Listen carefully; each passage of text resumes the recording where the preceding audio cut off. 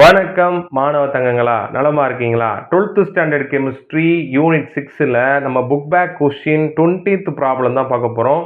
Already நம்ம சேனலில் problem solve பண்ணியிருக்கோம். அந்த வீடியோ லிங்க் டிஸ்கிரிப்ஷனில் கீழே இருக்குது, பார்க்காதவங்க பார்த்துக்கங்க, கண்டிப்பாக உங்களுக்கு யூஸ்ஃபுல்லாக இருக்கும். KF crystallize in FCC structure like sodium chloride. Calculate the distance between K plus and F minus in KF. Density of KF is 2.48 gram per centimeter cube அப்படின்னு கொடுத்துருக்காங்க. அதாவது KF வந்து கிறிஸ்டலின் வந்து ஃபார்ம் ஆகுது எப்படின்னா FCC ஸ்ட்ரக்சரில் யார் மாதிரினா சோடியம் குளோரைடு மாதிரி அப்படின்னு இருக்காங்க. இது நமக்கு என்ன தெரியணும்னா அந்த K ப்ளஸுக்கும் F மைனஸ்க்கும் உள்ள டிஸ்டன்ஸ் எவ்வளவு அப்படின்னு கேட்டிருக்காங்க. சரி, இந்த சம்முக்கு முன்னாடி போகிறதுக்கு முன்னாடி நம்ம ஒரு சில விஷயம் தெரிஞ்சால் தான் நம்ம என்ன பண்ண போகிறோம்னு புரியும். இங்கே என்ன ஹிண்ட் கொடுத்துருக்காங்கன்னா சோடியம் குளோரைடு மாதிரியே இருக்குது ஸ்ட்ரக்சர் அப்படின்னு சொல்லியிருக்காங்களே.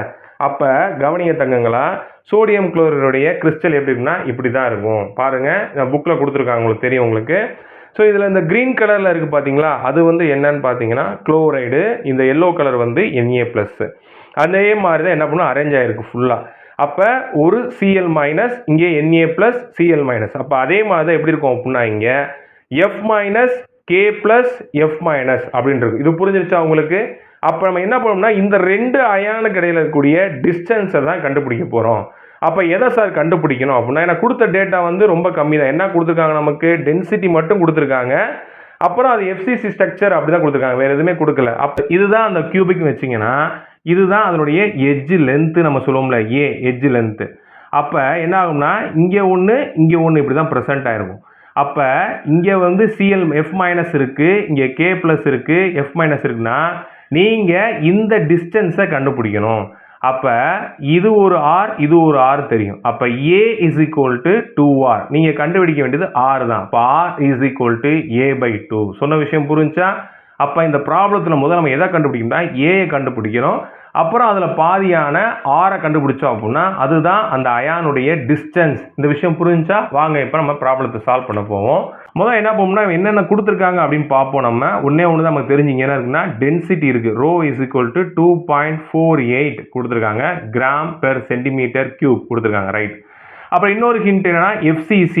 அப்போ FCCனா N is equal to என்னவா இருக்கும், நமக்கு 4ஆக இருக்கும், ரைட். அப்போ KF அப்படின்ற அந்த கிறிஸ்டலை சொல்லிட்டாங்க. அப்போ இதில் மோலார் மாஸ் கண்டுபிடிக்கலாம். மோலார் மாஸ் என்னன்னா பொட்டாசியோடைய மாசையும் ஃப்ளூரினுடைய மாசையும் நம்ம என்ன பண்ணோம்னா ஆட் பண்ணால் போதுமானது. பொட்டாசியோட மாஸ் வந்து பார்த்தீங்கன்னா தங்கங்களா 39, ஃப்ளூரினுக்கு வந்து 19 வரும். அப்போ நமக்கு எவ்வளோனா 58. அப்போ எம்மோட வேல்யூ தெரிஞ்சிருச்சு. வேற என்னது, அதை கேட்ட நம்பர் தான், அது நமக்கு தெரியும்ல. அப்போ டென்சிட்டி ஃபார்முலானது ρ is equal to Nm by என்னதுமா AQ, அப்புறம் அவகேட்ரா நம்பர். நம்ம இந்த ஏயை தான் கண்டுபிடிக்க போகிறோம், சரிங்களா? முதல் என்னென்னலாம் தெரியுதுன்னு பார்த்துக்கிட்டு நம்ம எதை கண்டுபிடிக்கணும் ஒரு முடிவு நீங்கள் வந்த பிறகு என்ன பண்ணலாம், நீங்கள் ப்ராப்ளத்தில் போனீங்கன்னா உங்களுக்கு ஈஸியாக இருக்கும், குழப்பாது, ரைட். அப்போ கவனித்தாங்களா, A³ தான் எனக்கு வேணும். அப்போ எப்படி மாறுதுன்னு பாருங்கள், Nm by ρ Na அப்படின்னு மாறுது. இதை ஃபுல்லாக அப்படி சப்ஸ்டியூட் பண்ணுவோமா?